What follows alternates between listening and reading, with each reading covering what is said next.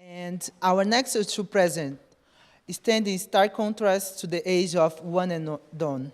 They each start their careers as student summer works, working for the same employees for whom they would work for more than 4 consecutive years.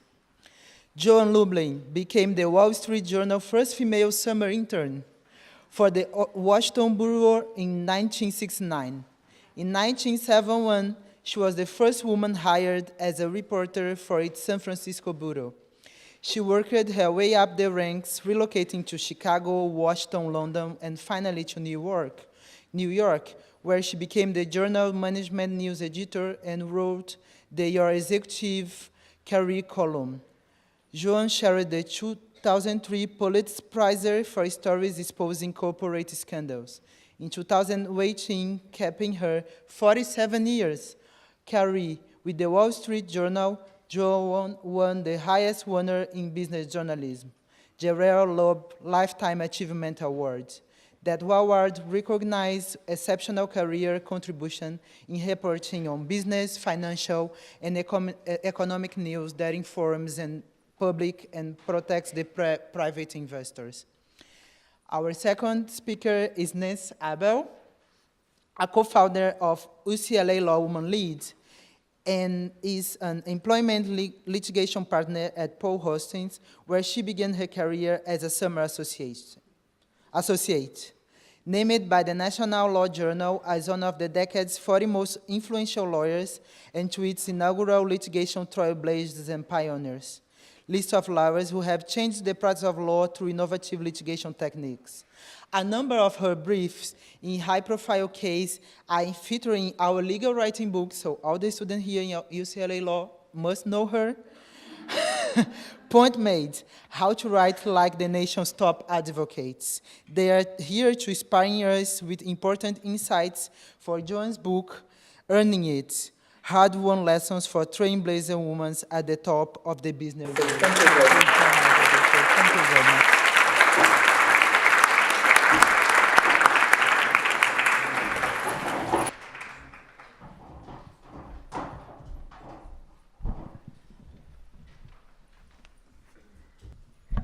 Good morning. It's a real honor for me to be sitting here with Joann. Joann started her career shortly before I did, and I have had the privilege of reading her pieces as she's traveled the world, and more recently, in her last years, her management career column, which you really should read when you have a chance to go online at Wall Street Journal. It's fantastic advice and commentary and insights. So in all of your bags, you have Joann's incredible book. I hope that you'll take the time to read it. You can read a chapter a day. You will come back to it. You'll learn so many things. Joann has traveled here to be with us on her own time from the East Coast to share advice with us. She spends much of her time now talking with CEOs and up-and-coming CEOs around the country. So what I found so interesting in reading her book is how completely applicable the advice is to what we do as practicing lawyers. Joann, to have you, one of the true pioneers, trailblazers, and legends in your profession with us is a tremendous honor. And I do want to underscore that the Gerald Loeb Lifetime Achievement Award is one that is given so infrequently and truly an incredible recognition of Joann's tremendous contributions to the field of journalism. We could talk all day about what she's covered, including the Clarence Thomas Supreme Court confirmation hearings, but today we're here to talk about her book. So with that, before we dive into the book, Joann, I'd like to start, if we could, over your 47-year career, who is the woman in business who most inspired you? And what are the most valuable lessons that you learned from her? Thank you very much for that very kind introduction. And not only does everyone have a copy of the book, but I am available all day to autograph. It's just a matter of finding me. I think the woman in business that I found most inspirational was a woman I met in the course of reporting this book.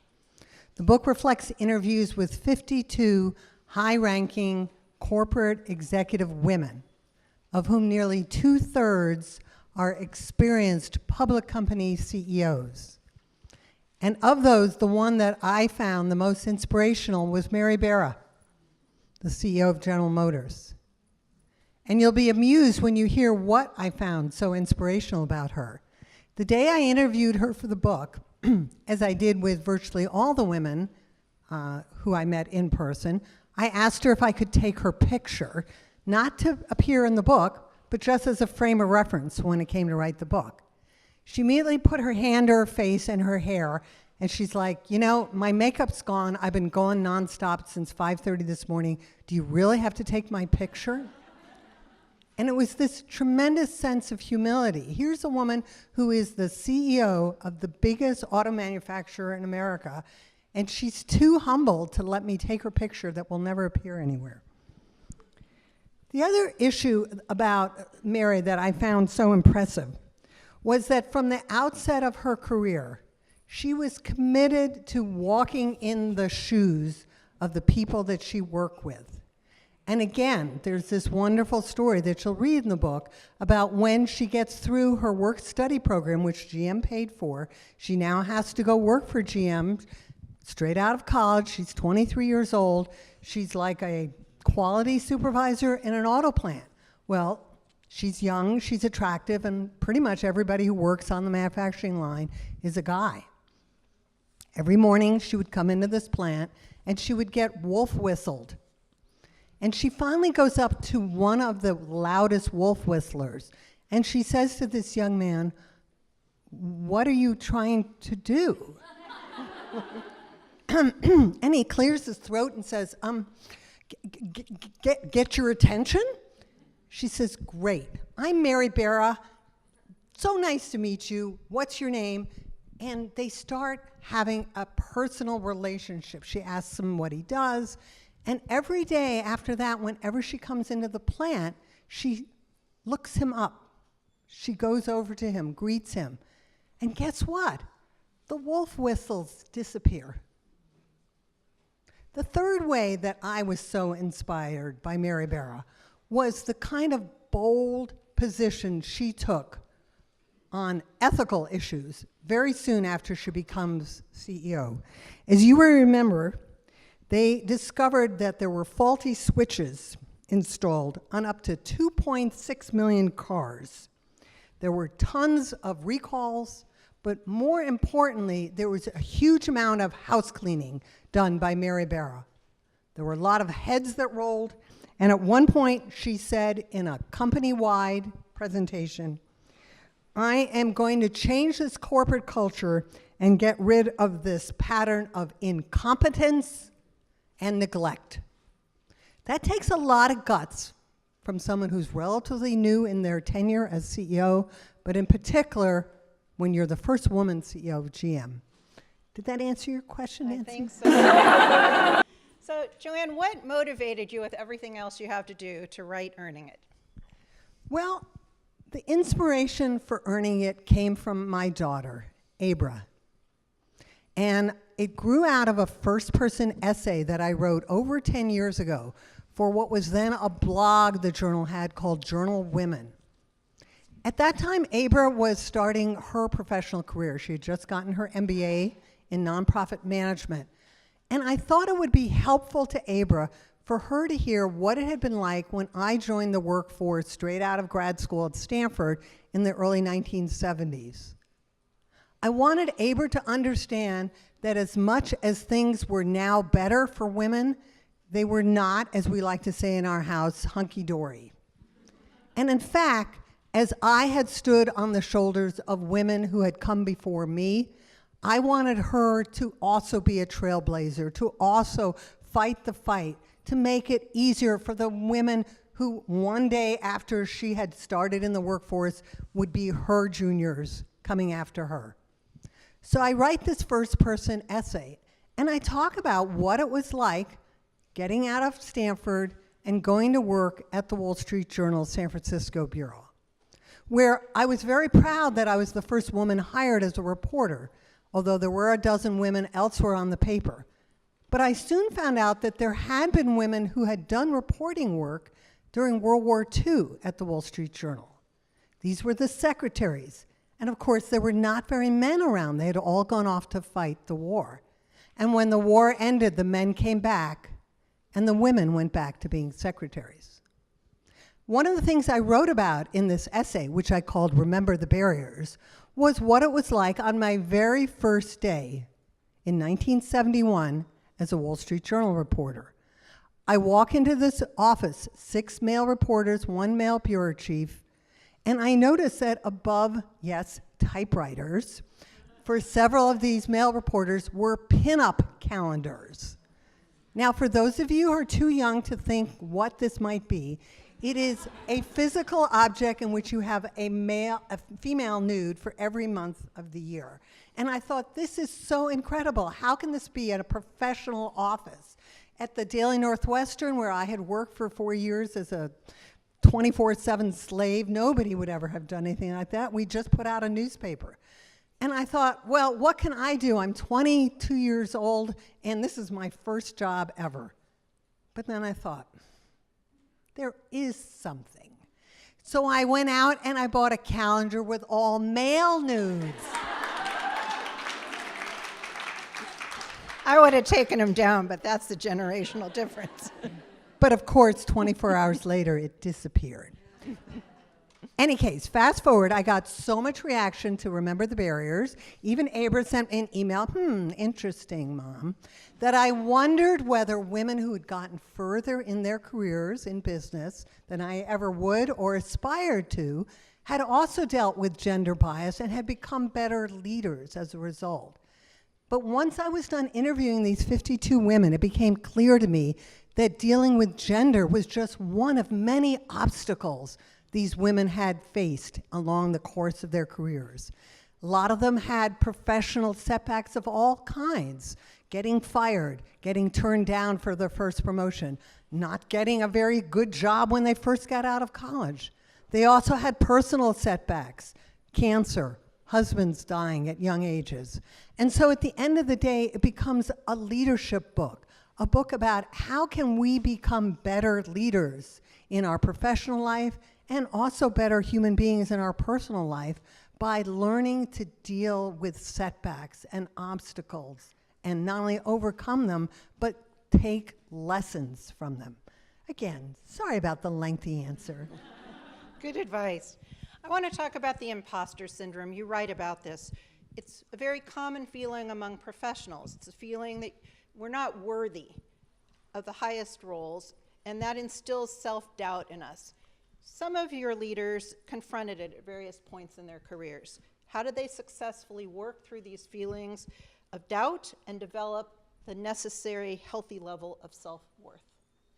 It's a very, very common issue, and it's not limited to women, although studies would suggest that women seem to have the imposter syndrome to a greater degree than men, or at least they're willing to articulate it to a greater degree. And it seems unrelated to your level of achievement, your status. It has to do with, do I really deserve to be here in the room? And so there were 2 women in the book who struggled with this mightily through their careers, and they took different approaches to it. One of them is the youngest woman I interviewed, an entrepreneur named Clara Shih, who was the co-founder of a startup called Hearsay Social when she was 27. At the ripe age of 29, she goes on the board of Starbucks. That takes a lot of chutzpah, as we say in my crowd. And when I met her, she was all of 33. And the way she dealt with the imposter syndrome was by remembering back every time in her life when people wanted her, make her feel like she didn't belong where she was, by thinking back to a moment in which she had a great sense of achievement. And in her case, that moment was when she graduated Stanford as the holder of the highest GPA among computer science majors that year with a perfect 4.0, after she'd spent most of her undergraduate degree education worrying that she wasn't smart enough or smart as much as her fellow students because they were all partying and not studying. Well, it turns out they were partying and not studying because they weren't getting 4.0s. And so fast forward, after she launches her company and she's at an event hosted by one of the VC firms that had invested in her company and about 100 plus others, all the CEOs of these startups are invited to this conference. She's the only female CEO there. And not one, not two, but 5 male CEOs come up to her ahead of the event starting. One wants to know where she can bring him a bottle of water. Another wants to know where the registration table is. 2 of them ask her where the men's room is. And it finally occurred to her that even though she's wearing an identical name tag to all of them, with the name of her company above her, below her name, that they think she's one of the event staff because she's in her 20s and she looks very young and very unofficial. And she said, it could have bothered me. I could have fallen back into the imposter syndrome, but I took myself back to that day at Stanford when I graduated, and I was being given credit for my achievement. The second woman who dealt with the imposter syndrome well is a woman named Dawn Lepore, who goes on to become CEO of drugstore.com, a publicly held company that ends up being acquired. And in her case, she uses a series of stepping stone advancements to gradually get over this huge imposter syndrome. Because this was a woman who majored in music and could never imagine anyone could take her seriously when she goes into the technology field. But she decides when she joins as a low-level manager at Charles Schwab & Sons in the computer area that she wants to become the chief information officer someday. And every step of the way, each time she moves up, that little devil in her head says, you can't do this. You can never be a CIO. You're a music major. But what finally gets her on the path to get that job is 2 things. A new CIO is brought into a management team in which very few outsiders are ever hired, and she decides to follow him, imitate what he does, even though she's not yet his direct report. How does he run meetings? How does he make connections? What does he do to get accepted? The other thing she does is she takes on a very risky role, which we're going to talk about more. And in the middle of fulfilling that assignment, putting in a totally new IT system for the entire company, she gets promoted at age 39. First woman CIO of Charles Schwab. Does that answer your question? I think so. After the break, Kara Hale-Alter is going to talk and give us very practical tips about developing Gravitas, projecting it. This is very high on your list of characteristics shared by the leaders that you interviewed. And obviously it's critical for success in our profession. Totally. Some of the leaders that you write about had been very shy, unassuming individuals early in their careers. So what did they share with you about how they progressed to exude that executive presence? Both the ones who were very shy, as well as those who were very outgoing, all recognized the importance of developing executive presence, and more importantly, of developing gravitas. And gravitas is a form of executive presence that basically demonstrates to the rest of the world, and more importantly, to the rest of the room, that you are a serious contender who has to be dealt with. Now, one of the women I interviewed for the book who was not exactly shy, but did recognize that she lacked a certain kind of executive presence, is a woman named Mindy Grossman, who today is the CEO of WW International, formerly known as Weight Watchers. When I interviewed her, she was CEO of Home Shopping Network, HSN. But the point in which she recognized that she didn't have the kind of executive presence she needed is when she becomes the only female member of the senior management team at Nike, where all the people on the management team at the top are not only guys, but they are jocks. And she's out there on the West Coast, where we are today, and she's a New York pushy woman, okay? And it becomes clear to her, as much as she thinks she exudes executive presence, it's not the kind of executive presence that's going to win her friends and influence people in a jock culture. So she convinces Nike to hire her an executive coach at Nike's expense, And what this coach teaches her to do is to essentially adapt to the Nike culture without sacrificing what makes her effective.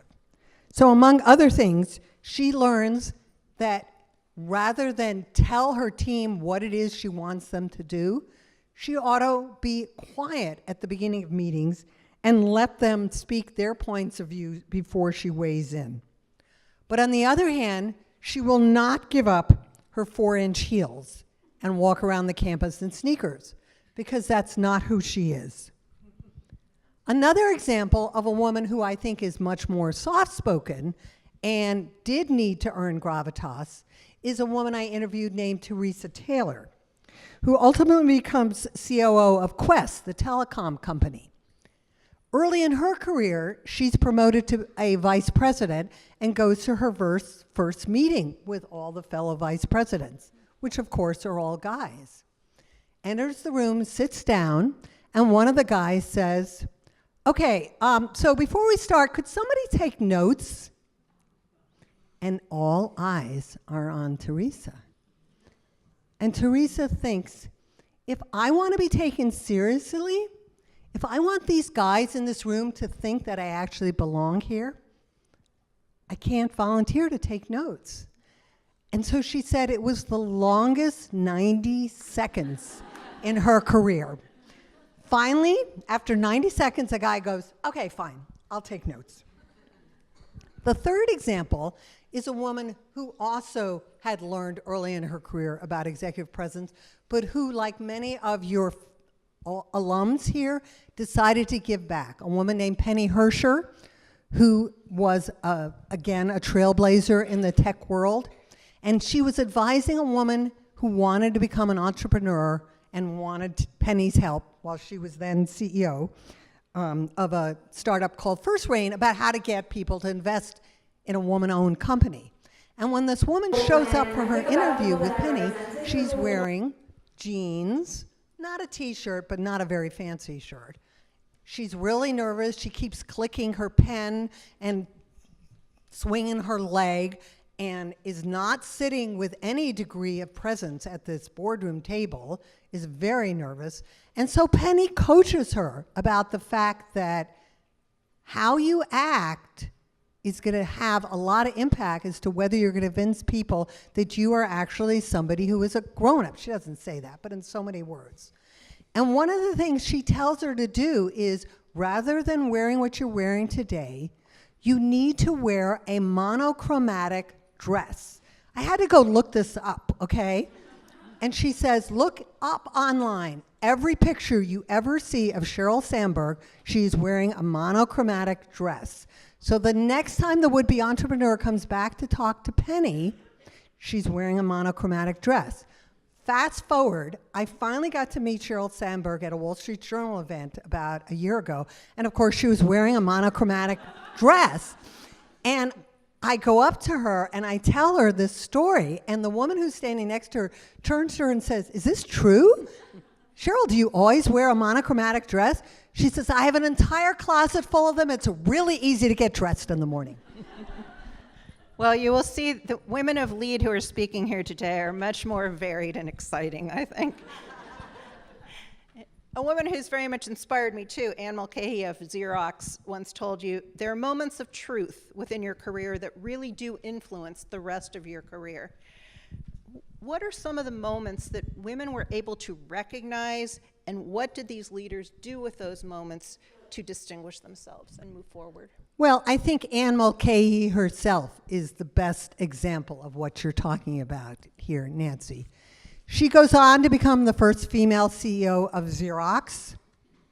And contrary to what has happened time and time again, when female CEOs have been stepping down in recent years, her successor was a woman, Ursula Burns. Ursula Burns, in turn, of course, was succeeded by a man. But early in her career, Anne decides to become a salesperson at Xerox because she decides that she'll be taken seriously as a woman if she is in a job where her results are measurable, which I think is also true in the legal profession. You know, if you get the sales or if you win the cases, they can't claim it's simply because you know what you're doing, or hopefully it is because you know what you're doing. In her case, after being a successful salesperson, she decided that she wanted to become a manager at Xerox. And so she raises her hand, and then she raises her hand again. And each time she gets turned down 6 times. And she decides after a while, she's not sure it's because she's a woman, or is it because she's not married?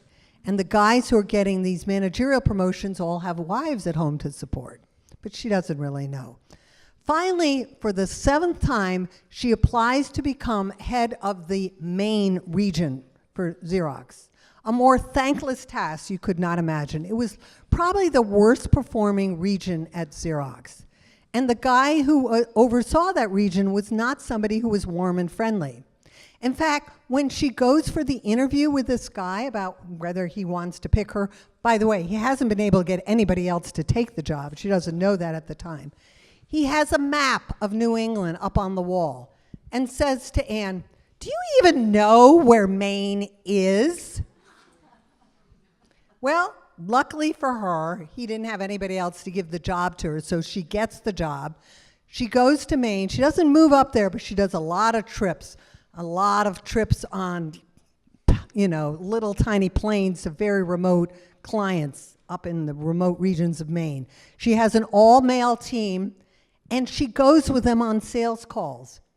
And to make sure that their wives are not uptight about the fact that they are working for a woman, she asks them to invite her to their homes.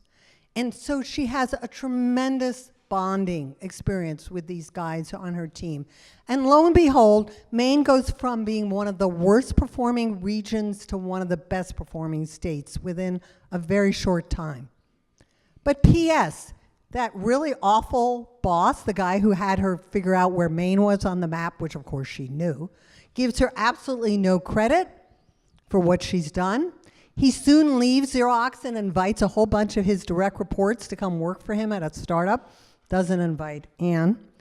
And so she says what becomes kind of a moment of truth for her about that experience was finding out what it's like to work for a bad boss. And I love the way she put it. She said, "Learning to work for an asshole is really important. Also, surviving them." There was another very critical turning point in her career that I want to share with you. It's one that almost led her in a place where she wanted to quit Xerox. It's now the early 1980s. She's in her 30s. She's just come back from maternity leave with her 2nd child. She's been appointed a branch manager, a very big job. She's commuting 130 miles a day to Hartford from her home. She has a guy assigned to her as her deputy. He's been put in that role before her promotion, so she has no say over who he is or who she gets to have. And she finds out that he has a shorter commute than her, but he's getting all kinds of perquisites. He's getting his travel expenses paid, his parking paid. She's getting none of this. And when she confronts her boss about this, she comes to understand that the reason he's getting these very nice perquisites, and she's not, is because he has a stay-at-home wife. And he's the sole support of the family, whereas her husband works at Xerox. And she told me she really thought this was it, because this was not acceptable to her. But instead, she uses this setback as a way to try and make the world better for women at Xerox. And she joins what's then a very fledgling women's network at Xerox, and together they launched the very first pay equity study at Xerox. This, of course, is very common nowadays, but this is the 1980s. And a lot of women got pay raises without really understanding why. Did that answer your question, Nancy? I want to skip ahead a few. Sure. You've mentioned the pay gap. You learned a lot of tips that these leaders had about how to be paid what they're worth and how to get women in their own organizations paid what they're worth. What is some of the advice that you could share with this audience as they venture out from perhaps structured pay in law firms, big law, to out on their own, or to places where their entry will be a negotiating opportunity? One of the really strong messages in my book, particularly when it comes to pay, is that if you don't ask, you don't get. But then there's the dark side of that, which is that many studies have shown that when women negotiate aggressively on their behalf for better pay, they're viewed more negatively than men. And in fact, men very often will get pay raises without even asking for it. So we have to be strategic about how we negotiate for our compensation. And I thought the way one of the women I interviewed for the book described it was a really good piece of advice. And she said, what you do is you negotiate with a velvet glove. So inside that glove is a fist. On the outside is velvet. And what that means is you go into a negotiation over your compensation armed to the teeth. Everyone here knows how to do research. You wouldn't have been enrolled in law school if you hadn't. So you've done all the homework and then some, not only about what this job is paid, but what comparable positions elsewhere in this company or this law firm are making, what people at the competitors are making. But you're also coming in from a position of strength because you understand where the person on the other side of the table is coming from. You've done enough homework to understand whether you're the only inside or the only outside candidate because you've talked to people who work for this company or have left for the company. And so you can be empathetic to where they're coming from.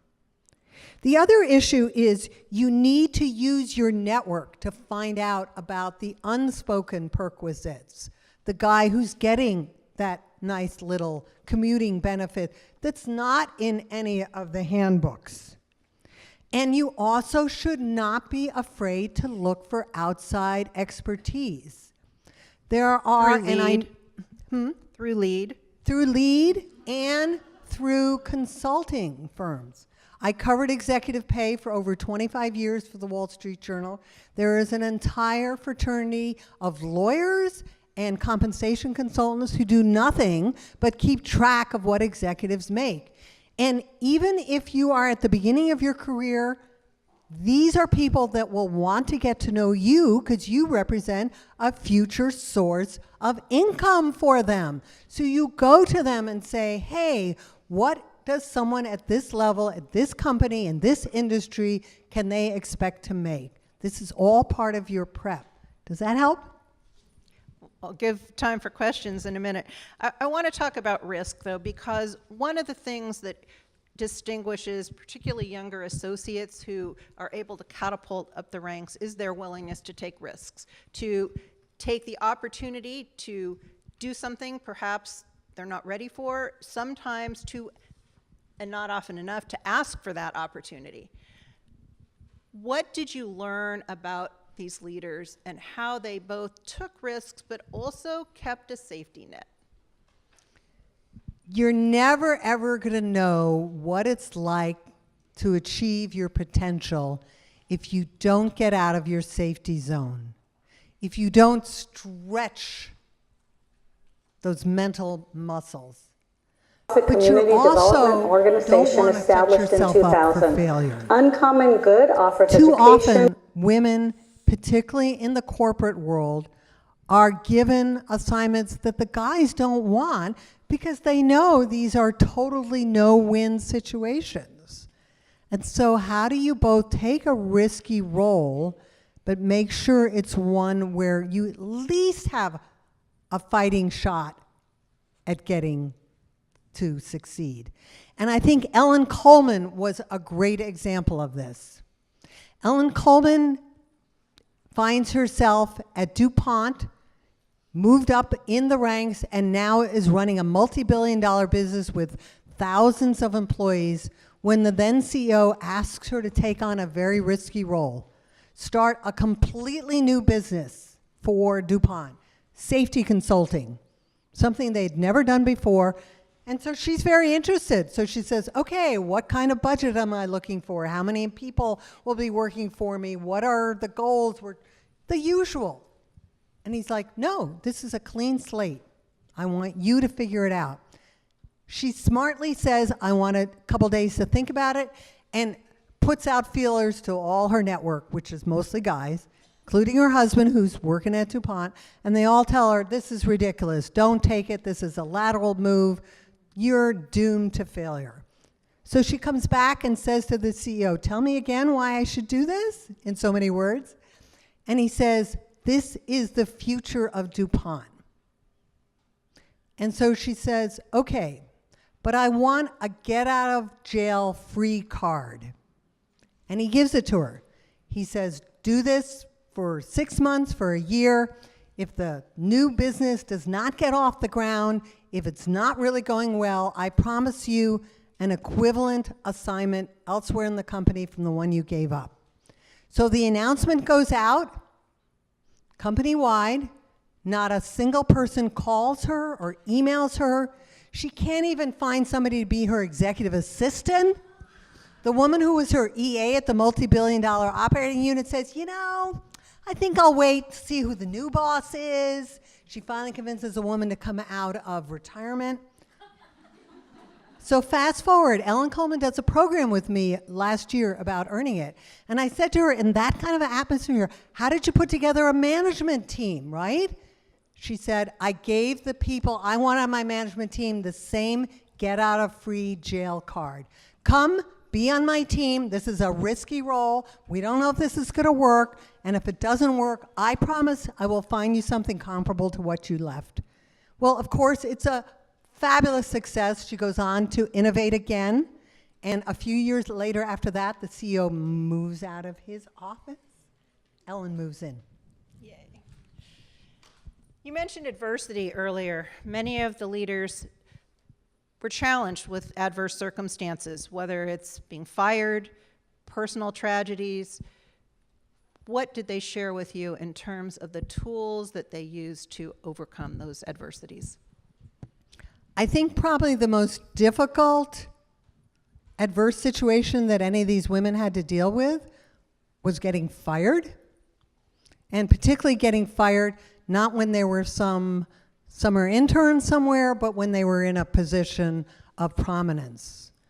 And this happened to Cheryl Batchelder, who was running Kentucky Fried Chicken for Yum Brands and thought she was doing pretty well. But she wasn't meeting the profit goals as fast as the CEO of Yum Brands wanted her to. And a light bulb goes on when she's at a funeral for one of her employees' spouses, and she figures out that maybe this is not going to work out, and maybe she ought to quit. And as she's walking down the hall, when she gets back to the office to let her CEO know, he's coming towards her to fire her. She's not only fired, but then her picture appears in the newspaper the next day, and her kids see it and have to explain at school why there's this story in the paper under the headline, Cheryl Batchelder forced out as Kentucky Fried Chicken CEO. It profoundly changes her leadership style. She decides that she has to do things differently. And so when she later becomes CEO of Popeye's Louisiana Kitchen, she leads differently in two ways. One, she realizes as the head of a publicly traded company, and prior to this, of a publicly traded unit of a publicly traded company, you gotta come up with the results, and you kinda come up with the results every quarter, not long-term. Long-term helps too. But more importantly, it changed her attitude toward how she dealt with firings, with layoffs. She was much more empathetic, much more walking in the shoes of the people who she had to deal with job losses. The other thing is, I think many of these women learn to deal with adversity by developing resiliency from personal setbacks. Carol Bartz, who becomes CEO later of Yahoo, the very first company she becomes CEO of is Autodesk. A month after she gets in this job, running a high-tech, publicly held company, she's diagnosed with breast cancer. You can't, as anyone here who practices law knows, not let the shareholders know something's going on. At least she felt that way.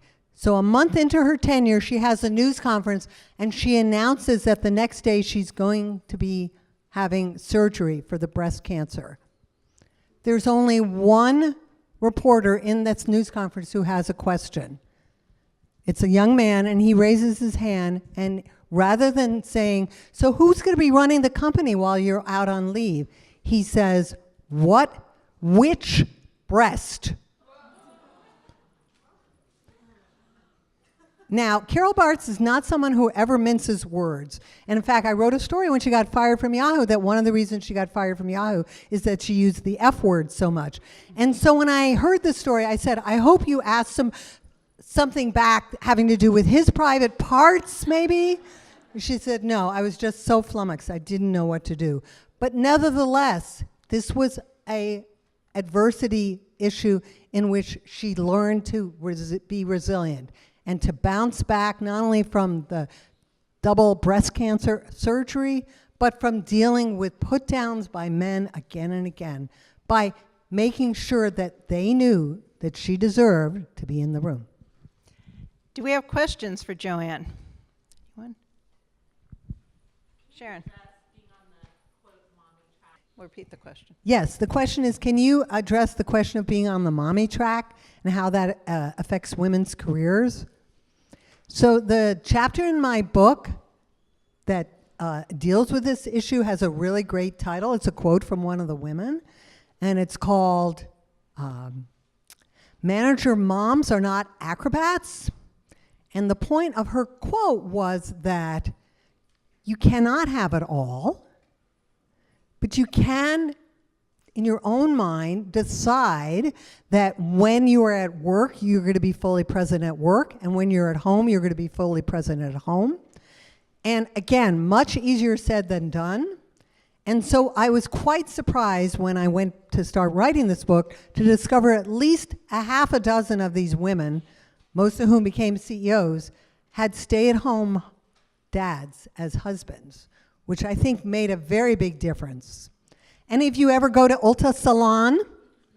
So the CEO of Ulta Salon was one of these women whose husband, when she was home on maternity leave after their second child was born, he's a PhD scientist, said, I want to stay home and raise the kids. She didn't want him to do it. She didn't think they could manage on one salary. And she wasn't sure whether, frankly, he could run a household. Fast forward, she's on a panel with me after the book comes out.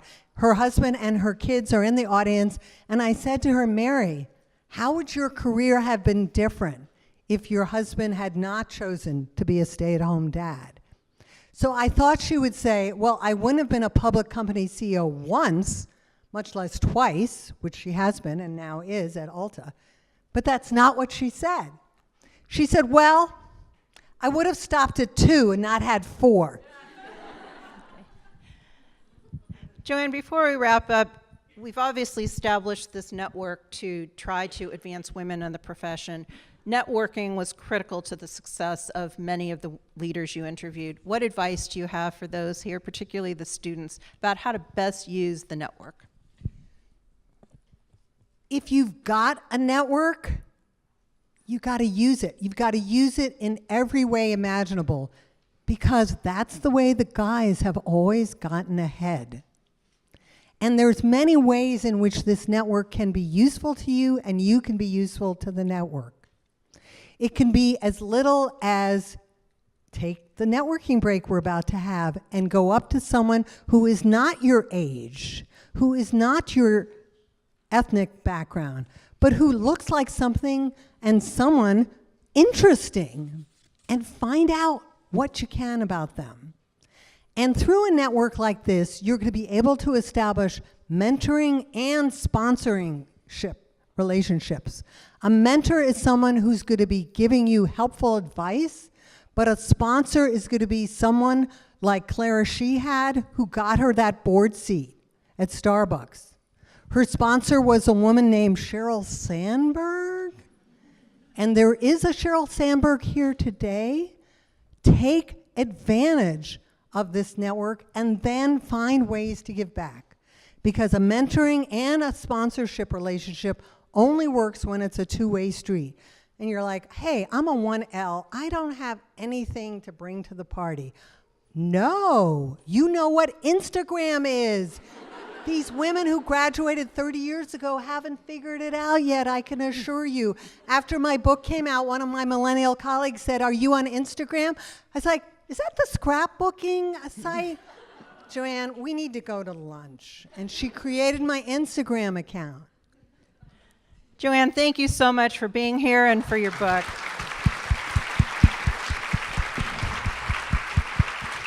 Okay. Thank you so much.